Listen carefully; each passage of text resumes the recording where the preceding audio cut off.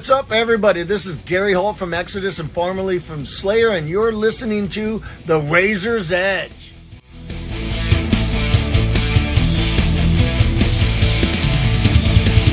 Hi, it's Kat from The Razor's Edge, and I'm here with Aaron from High Parasite. How are you? I'm very well, thank you. How are you? I'm not too bad. So, you were at Bloodstock. You were here with My Dying Bride once. When it was still an indoor festival. Yeah, I know. That's some Back time in ago. 2006. Oh, do you know when it was? Because when do. I asked other people, no one That has a clue. old darling.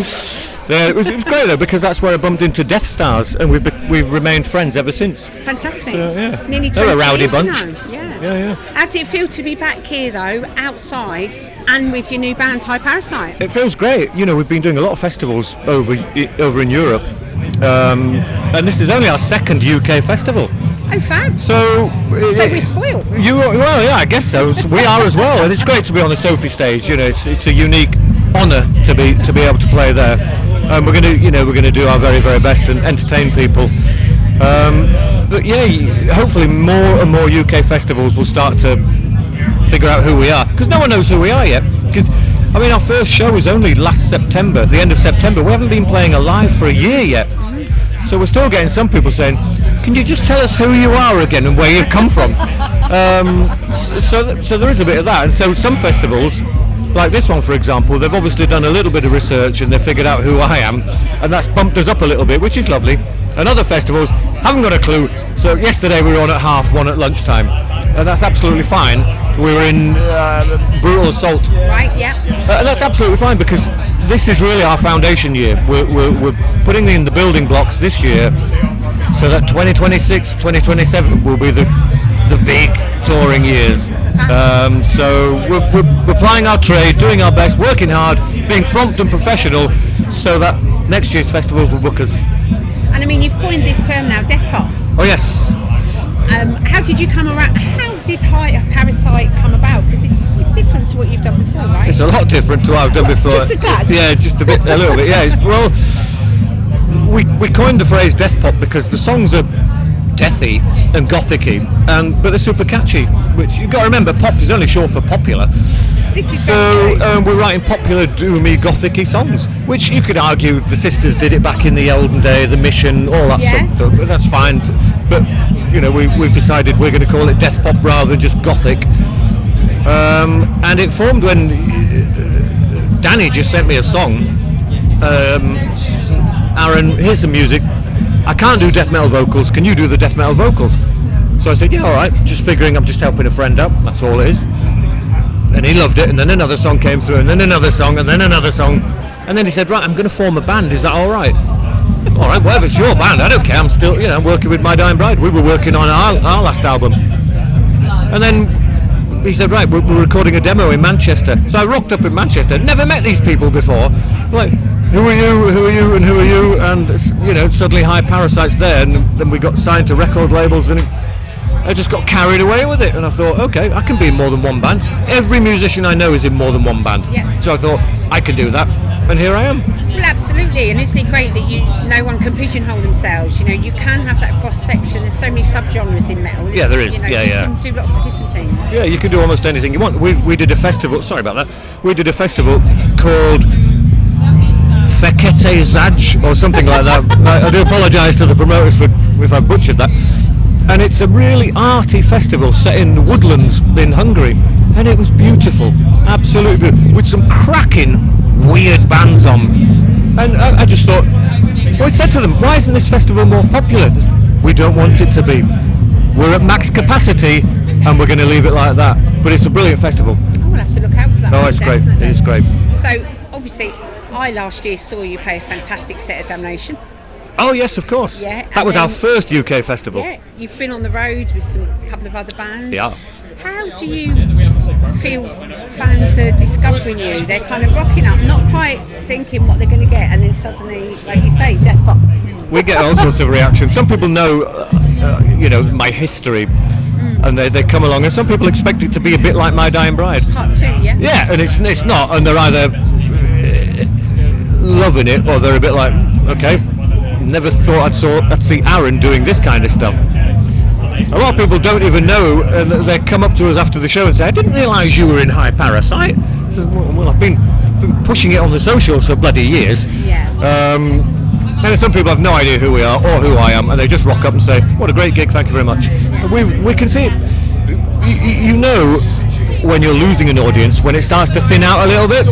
People are drifting off to the, like, we've pulled people in because again they don't know who we are, so they're curious and they come along, and me and Danny have got all the face paint on and all this stuff, and I wear a white suit, and it's quite a striking look. It is, yeah. So those who are curious and sitting on the fence will come along and go, "This is a bit interesting," and they stick around, and it's great. Definitely a damnation from a member of the crowd there. Yeah. A lot of people did know your history. It's that wheelhouse damnation, isn't it? Yeah. I kind of thought people looked and thought, yeah, let's go with it. Yeah.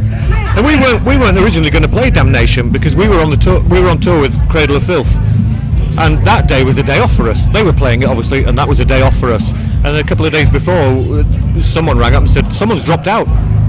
You're already here. Can you fill in?" So we said, "Hell yeah!" So it was a last minute call, and we stood up to the challenge, and it was bloody great. There was loads of people. It was really busy. We thought there'd be nobody there, and it was absolutely packed. It was really busy, and I think that's a good thing about Damnation. People will give, like Bloodstock, those bands a chance that they definitely might not have heard of before. Yeah, definitely. It was great. Will you be thinking about a follow-up to Forever We Burn soon? Yeah, all the songs are written, and they're in demo form at the moment, and we're just waiting for the green light from the record label. The boss of who is right here, so we will be badgering him today to take up that second album because it's ready to go. Brilliant.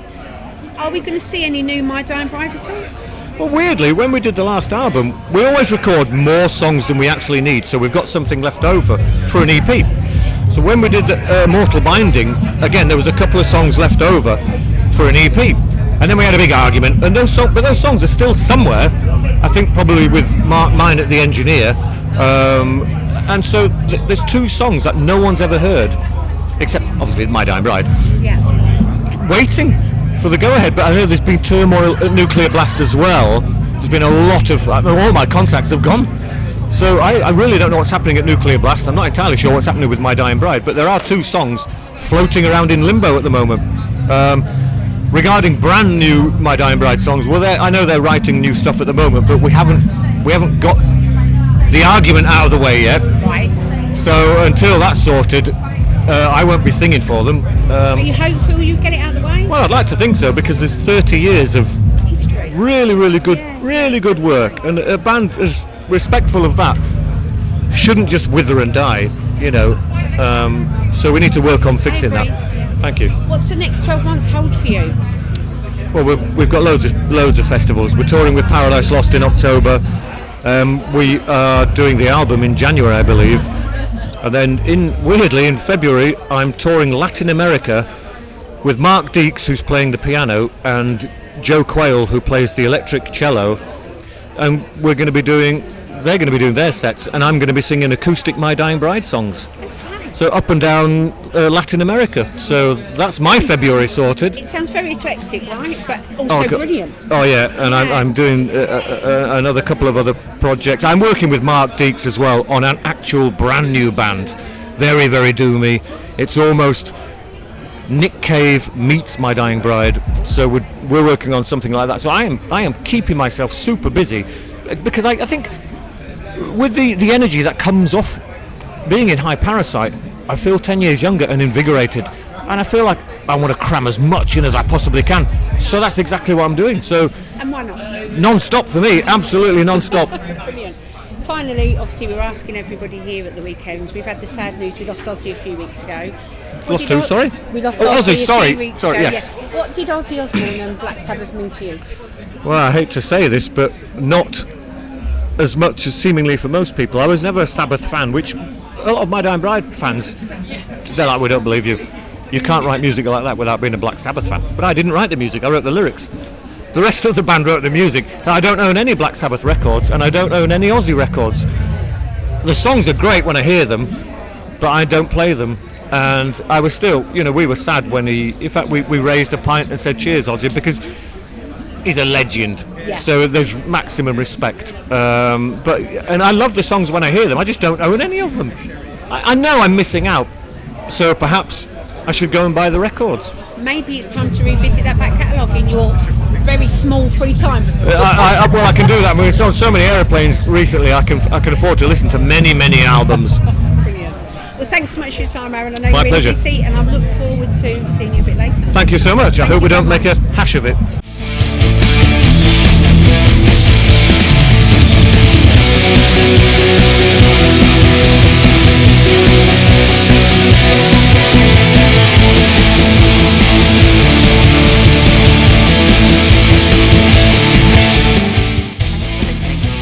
Make sure you keep up to date with all of our interviews by subscribing to our channel. For all the latest news, reviews, interviews and more, head over to our website www.high-parasite.com.